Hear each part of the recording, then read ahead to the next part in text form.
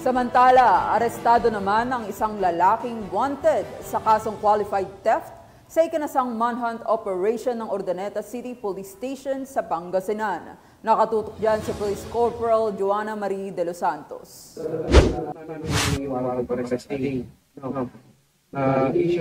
Arestado ang 27 anyos na lalaki matapos ang isinagawang manhunt operation ng mga operatiba ng Urdaneta City Police Station dahil sa kaso nitong qualified theft sa Barangay Palino West, Urdaneta City, Pangasinan nito lamang Miyerkules.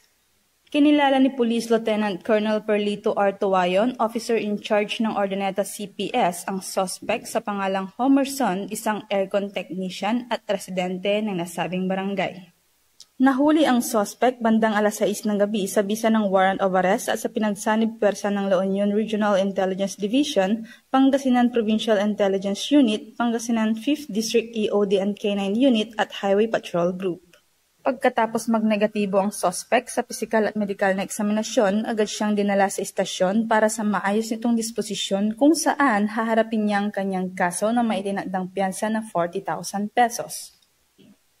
Sa mamayan ng lungsod ng Urdaneta, Pangasinan, ang iyong kapulisan ay patuloy na naglilingkod at sinisiguro ang iyong kaligtasan at pagpapanatili ng kapayapaan ng lungsod.